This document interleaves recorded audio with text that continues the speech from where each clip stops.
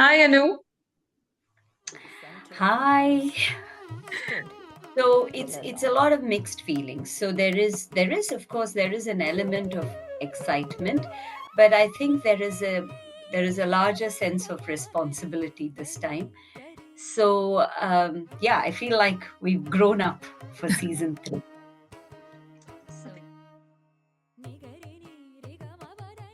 Second chance is just a beckoning, just a call out to say, if you don't get it once, it doesn't mean you don't try again. It doesn't, and this we you and I are probably saying it in the context of our art forms, which we took to at very different stages. But it is, I think, such a having lived it and thought about it for the last 4 or 5 years, it is so ubiquitous. It can be applied into any situation, as we've all heard in various spheres. But coming specifically to what we are trying to do is, you returned to Bharatnatyam after a very long gap. I started at the age of 30. Our paths crossed, and we found out that the opportunities outside, for mature dancers, mature artists, or mature students of art forms were far and few in between. We waited our time. We tried to create a space for ourselves, or make ourselves known, but it wasn't happening. And it is ironical to say that frustration led to something. Such as a platform called Second Chance, where we said, fine, if you don't give us the opportunities, we'll create it ourselves. So, Second Chance is just a beckoning, just a call out to say, if you don't get it once, it doesn't mean you don't try again. It doesn't, and you and I are probably saying it in the context of our art forms, so ubiquitous. It can be applied into any situation, as we've all heard in various spheres. But coming specifically to what we are trying to do is, you returned to Bharatnatyam after a very long gap. I started at the age of 30. Our paths crossed, and we found out that the opportunities outside, for mature dancers, mature artists, or mature students of art forms were far and few in between. We waited our time. We tried to create a space for ourselves, or make ourselves known, but it wasn't happening. And it is ironical to say that frustration led to something. Such as a platform called Second Chance, where we said, fine, if you don't give us the opportunities, we'll create it ourselves. Second Chance represents the spirit of not trying to give up just because something didn't happen at a certain time, or a certain juncture, or in a certain way that we initially intended it to be. So that's Second Chance in a nutshell. And we are primarily focusing on returning or mature artists in Indian classical dance forms and music forms. That's where we've started from, and that's where we've sort of found our niche. Soham obviously is our first tangible undertaking to say, here it is. This is a festival. Come and perform, and all you have to be is over the age of 30, or have had a hiatus from your art form. So that's where we are with Soham in Second Chance. That's a- If I look back, it's 7 years since we did our first second chance performance in Sampadat's. The journey, I think, has had lots of ups and downs. As matured artists, we are. Obviously, I think that possibly is the story for almost every other matured artist there. What are the greatest difficulties do you think, let me rephrase it. What are the greatest challenges we faced? And how did that turn into a resilience to, really get out of it and put out our art form there? If you can look back, what do you think were the greatest challenges?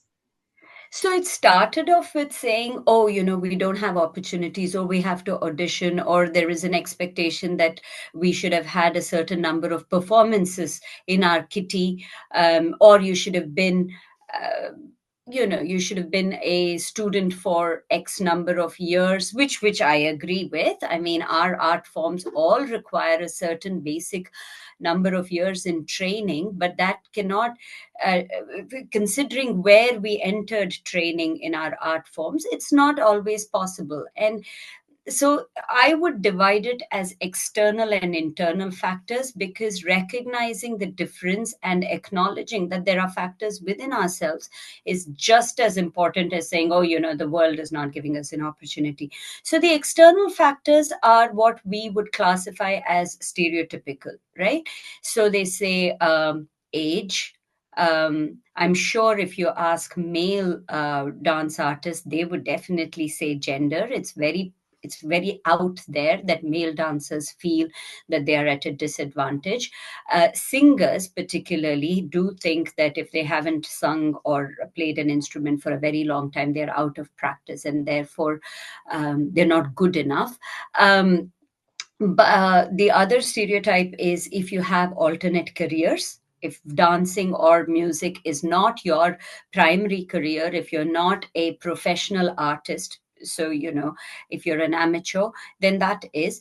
But also the resources available, so classes or training meant for adult dancers. Well, at least when I did, we were all pooled in the same class, so whether you are with a 10-year-old or a 12-year-old, you just have to go at their pace, which is has its positives and negatives. I trained with very, very young kids, so it worked. It was to an extent in my favor, but I was lucky that that was recognized, that I could move at a slightly quicker pace. So these are probably some of the external factors. Definitely our want to be able to explore more has been untapped. I certainly feel that by restricting entry criteria into festivals and shows on the basis of age or experience certainly keeps out a very niche cohort, and that is what I call the lost tribe. Whilst those are external factors, I think the internal factors are just as important, and that is our own minds. Will I be able to do it? Where will I fit in? I cannot do it as well as somebody else. Or do I have a voice? Do I have an opinion? Can I be a composer, a choreographer? And how do I approach people with this? How do I present my views? Do I present my views? I'm a nobody. I think those factors are much bigger than the external factors, because once you get over your internal hindrances, then if you don't get an opportunity, here we are creating it ourselves. ಮುತ್ತುಕಾರೆ Yashoda ಮುಂಗಿಡ ಮೋತ್ಯಮು ವೀಡೋದಿದ್ದರಾಣಿ ಮಹಿಮಲ Devaki ಸುತುಡೋ ಮುತ್ತುಕಾರೆ Yashoda ಮುಂಗಿಡ ಮೋತ್ಯಮು ವೀಡೋದಿದ್ದರಾಣಿ ಮಹಿಮಲ Devaki ಸುತುಡೋ.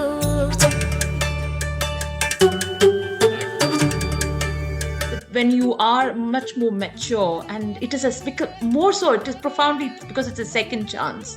The intent and the purpose is sometimes something much more profound there, and very particularly, I think I had the aha moment when I watched your Mother's Pride, which I think is one of the finest performances that I've ever seen. In terms of not just the choreography, approach to the choreography, the delivery of the piece, it was. You could see it was a second chance. You grasped it with both hands. Can you talk to us about the choreography, and through that choreography explained how being a second chance had influenced you to look at that piece very differently from an Anu who would have been 12, 13, 14 years old?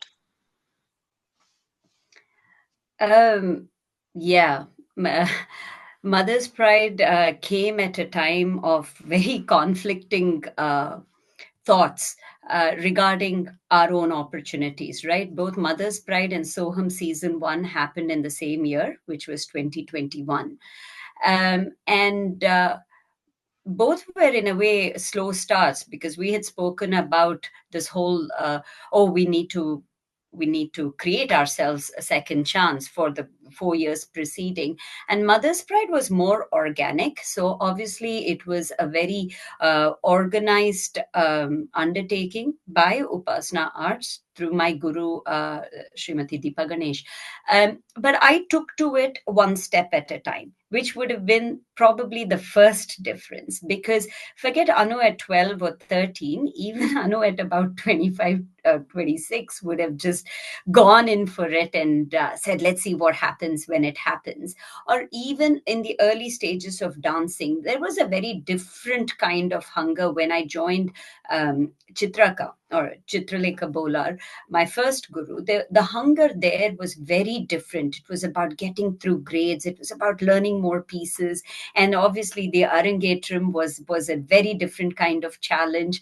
And the hunger there was to learn. Just take everything in. Just don't think, learn and improvise. Okay. And obviously we had as dancers who start late, our the physical challenges about technique and things like that. So that was the focus was very much dance vocabulary, right?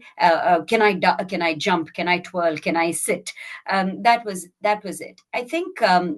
When Soham 21 or Mother's Pride happened, it was in a different space, both in time and in training. So I had just joined Deepa Ganesh, and with it came a very different outlook. So there wasn't, and it was in the middle of COVID.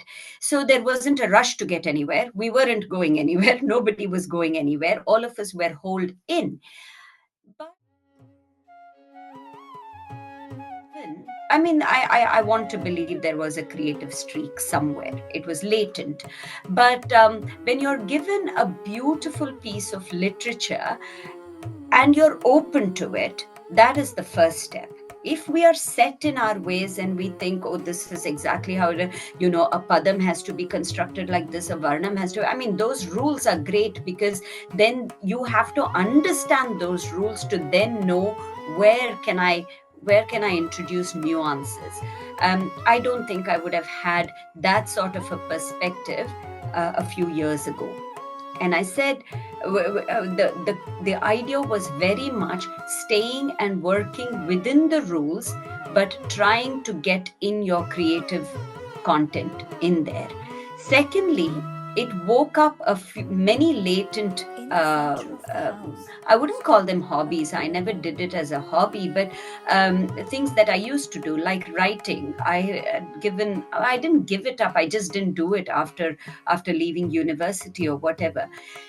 The third thing, and the most important one, which actually kickstarted this, is to be able to identify and be inspired with anything around you. Inspiration comes in moments that you least expect it to be. But what we should always have is an awareness and an open-mindedness to say, rather than saying, oh, this is so. For instance, with Mother's Pride, it was a piece of Sangam poetry, and I'm not even a Tamilian, forget Sangam Tamil. But if I had shut myself and said, I don't understand this language, that is very fair. It's very valid, and nobody would have said anything. But something in that 5 lines of poetry made me think, what did that mother think? And it was a thought that wouldn't leave me. Once I heard the poetry and the interpretation from Raghuraman sir, I said, how is it that this lady or this mum or this poetess has been able to convey something in 5 lines? And before we knew it, I was thinking about it not from a dance perspective.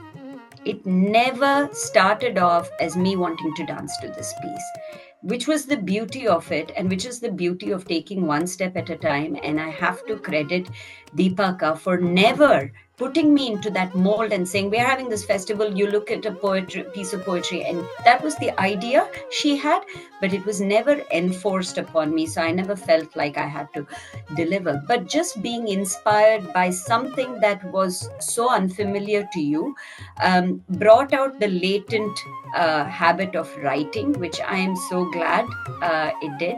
And then it was just a piece of English poetry as envisaged by myself, which looked at the journey of a little boy who grows up to be a soldier, as the poem takes the viewers through his growth. But I wanted to bring in the mother's perspective as opposed to making this child the protagonist. I wanted it through the eyes of the mother, and therefore how the mother grows up. Now, what I'm trying to say is, 5 years ago, I would have just produced a replica of what would have been given to me. I think the experiences of being a student of dance, appreciating or being able to appreciate the scope of the art form, knowing the rules, and using life's experiences. Now, that's where your bit about grabbing it with two hands comes in, because whilst I totally believed when I wrote about the tiger's cub in Mother's Pride, I envisaged my children. There is no doubt about it. I envisaged it, and the entire choreography has a lot of what I would do in real life. I would stand up to my kids. I wouldn't let strangers say things about them and things like that. So it has a lot of me in it. But equally, I knew this was a once-in-a-lifetime opportunity to have stalwarts literally in my living room, to have Priyadarshini Govind, who I've just been in awe of, suddenly talking to me about the nuances of choreography. This is not something you take for one item or one piece or one workshop. These are what you have to savor and hope will make you a better artist, but also a better individual.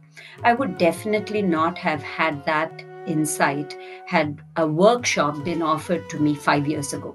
I would have paid for it, and then I would have said, Priya Govind is coming, and we're going to this place, and we're learning this item, and I have to learn it in 5 days. But sitting on it is a term that we used very, very often. Sitting on it is what we rarely do. And Mother's Pride truly was a third child because it took 9 months to make. It was exhausting. By the time it was delivered, may I use the word, it was an exercise that had really had a physical, mental, and emotional impact on me. As I a think it had a person, profound impact on all the audience as well. That's still one of the best pieces I've ever seen. It connected. I think it connects. And through your life experiences, having life experiences is one thing, and then being able to transcribe that, portray that, take the space, and then utilize that particular space to convey that message. I think that is taking it to a completely different level.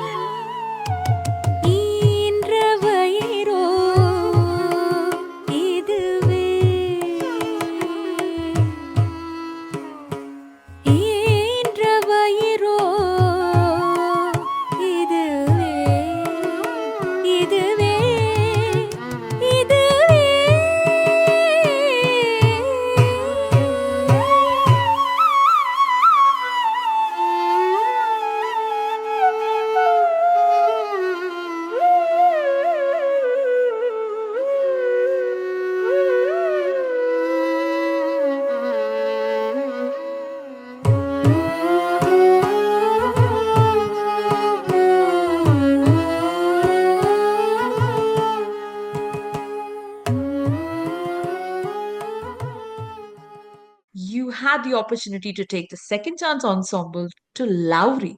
How did that happen? when a chance comes by, do not let it go. Even if you don't have a clue as to what you're going to do with that opportunity, that chance, because you never know how you're going to convert it, if at all.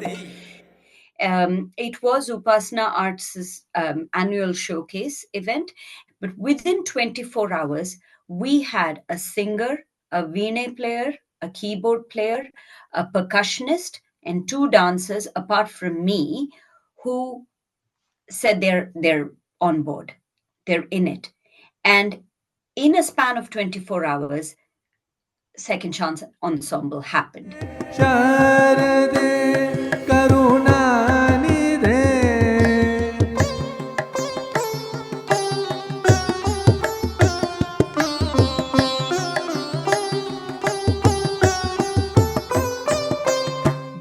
In a week, we had a flyer with all our faces on it. And in less than a week, we decided on pieces that were going to be performed and how. And then the challenge was to bring all of us together. I think that is where the willingness and the intention and the open mindedness to come together in the interest of creating something new um, is the driving force. You know, each one is great as an island, but when you come together, the beauty of an archipelago is something else, right? So that's what we were. We were islands and we came together, and whatever we put out over there, you know, because we were really restrained for time, space, rehearsals, our own individual constraints as artists. And I realized coming together as an ensemble is not all, peaches and cream. It comes with a lot of things that you have to overcome in order to become an ensemble. So that was a huge learning process. It's not just enough if you're good at what you do. You have to lend yourself to what others are good at doing, and therefore become the ensemble itself. So it is definitely a night I will remember for a very, very long time. This is work in progress. But when you say you want to put a live performance, and then you say we're actually going to do it as an ensemble, and then you have a stage like the Lowry to be where you debut, you must be very, very lucky, blessed to have a guru who has that foresight, blessed that you have some basic level of intelligence that you take that opportunity. So when someone reaches out with a helping hand, you grab that hand with both your hands and make the best out of what you can in that space of time. I think that the intent, the purpose, and the honesty there brought it all together. That's what I think, and that it's a huge achievement, I would say, from where we visioned about it, and for it to come into fruition on the stage is absolutely smashing, I would say. Krishnarpanamastu came out of innocence, two innocent minds, Pranav and Adya, asking me why we can't do Krishna stories like we did Nativity. But to think that we would venture into theatre, produce our own musical, along the lines of the musicals we've all seen in this country. I remember my first one, The Phantom of Opera, and I would never look at movies the same way again after that. To think a good 15 years later, we as a family, would get into producing something like this is certainly not an everyday story. I can tell that for a fact, because we don't have any background in theater. We have no experience. I'm barely just about composing little jatis and little padams and things like that. But to not just dream about it, but dream with a sense of realism, with a sense of what are we going to put out there with. And again, it started off with there is nothing to lose. The first time we did SriKrishnarpanamastu was, we have no big claims about it. We're just going to say 4 little stories. We're going to put some nice songs in it. We're going to have some little dancing in it, and we're going to present it, right? No frills attached. But then it turned out that many people fed back that they hadn't seen something like that, and it was very humble beginnings. I will tell you that, very humble beginnings. So the second time when we decided to do that was also unplanned. mind you, we never go about anything saying we've done this, now we're going to do this for the rest of our lives. And that's the nice thing about Second Chance as a group. We are not an organization, we are a thought. So the thoughts can change, and the people who are thinking that can change. So there's a lot of fluidity, which actually is our greatest strength, not our weakness. So when Krishnarpanamastu happened a second time, we had a careful thought about why are we doing it, not how are we going to do it. We had a recipe in front of us, but it is like, why are we doing this again? What are we trying to say? And it was either, oh, we liked it the first time, so we're doing it a second time, or it was to say, we're serious about theatre. And even as we said it, I don't think we knew it.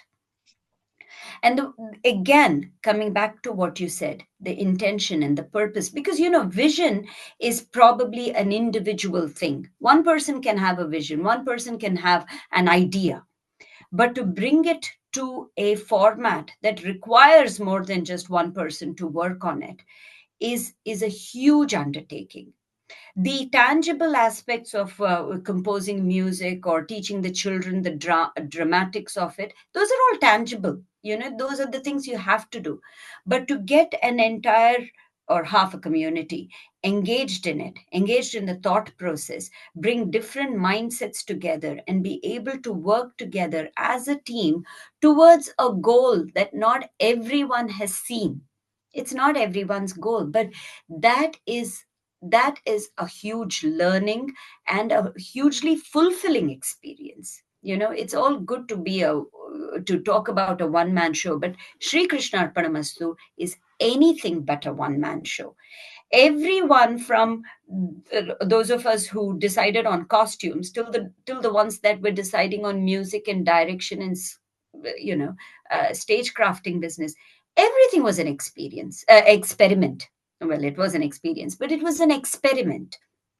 We'll try. We learned on the go. We had no resources, no experts coming and giving us tips. Finances were very, very constrained. But again, we could have so easily said no to the whole undertaking. And the only thing that took us forward was the need to do it, the want to do it. But for it to pan out the way it did, Gayatri, Indian stories in a West End format. Make no mistake, every time I would speak to the participating families, I'd say, this is our version of Lion King. you know and we wanted that, the reaction I got from you, the tingle that you get when you think about Lion King on stage, is what we wanted with Sri Krishnarpanamastu.